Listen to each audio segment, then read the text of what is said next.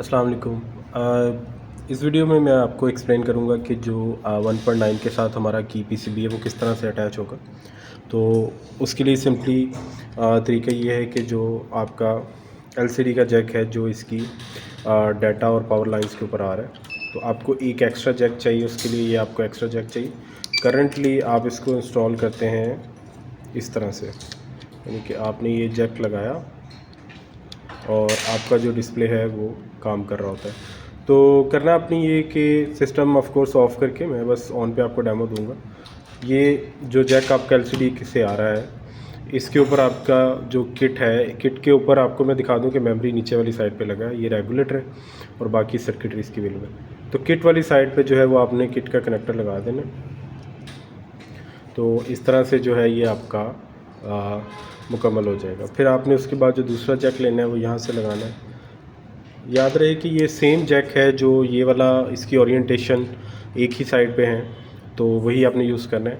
और इसका जो आउटपुट है आपने इसके ऊपर लगा देना है, ठीक है।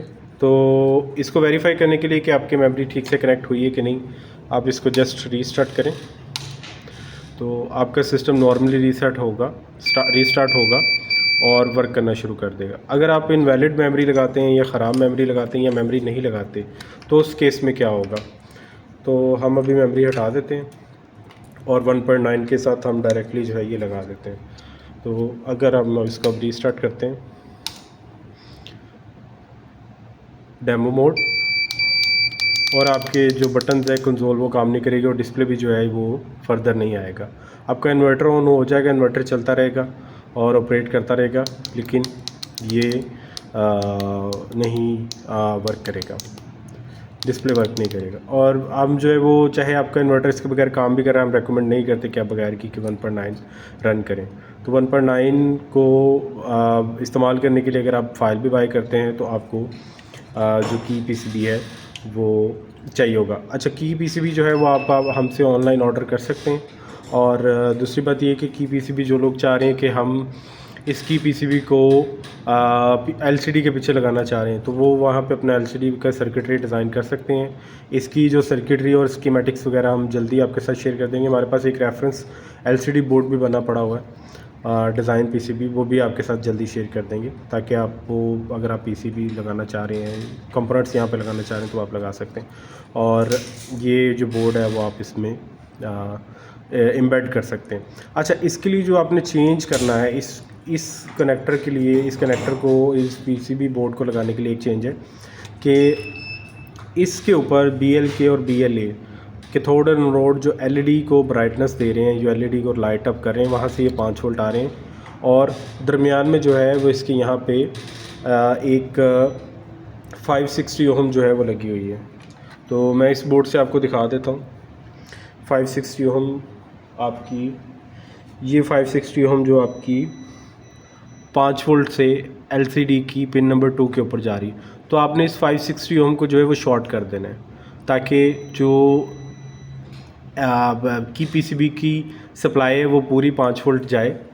और उसके बाद की पीसीबी के ऊपर जो है वो रेजिस्टेंस लगाई गई है, ये 560 ओम लगाई गई है एलसीडी की ब्राइटनेस को कंट्रोल करने के लिए। तो 5 वोल्ट्स आपकी यहाँ तक बिल्कुल ठीक आएंगे और जो एलईडी की ब्राइटनेस है वो ये रजिस्टर आपका कंट्रोल करेगा। तो ये अगर आप देख सकते हैं, तो आपने जो 560 ओम यहाँ पे है उसको आपने रिमूव कर देना। और बाकी जो चेंजेस हैं 1.9 को चलाने के लिए वो वही हैं। ये आपकी 100 के की रेजिस्टेंसेस 3 होनी चाहिए, जो नॉर्मल पुराने डिवाइस के अंदर, जो इन्वर्टर के अंदर था शुरू से, वो वैसे ही आपने रखना है। जो 358 के पास ये 4 शंट रजिस्टर आपने लगाने हैं 0.1 ओम के, और इसके अलावा जो 358 के पास पिन नंबर 1 और 2 के ऊपर 2 रेजिस्टेंसेस लगी हैं। एक जो है वो 10 के जिसको आपने 6.8 के करना है, और दूसरी 1 के है। ये अगर आपका 358 है तो ये 10 के है, इसको आपने 6.8 के करना है और 1 के को 1.5 के करना है। तो आपका जो है वो गेन एडजस्ट हो जाएगा इस तरह से कि आपका सिस्टम प्रॉपर ओवरलोड भी वर्क करेगा और प्रॉपर जो आपकी वोल्टेज की, वो करंट की रेंज है वो भी आपकी सेट हो जाएगी।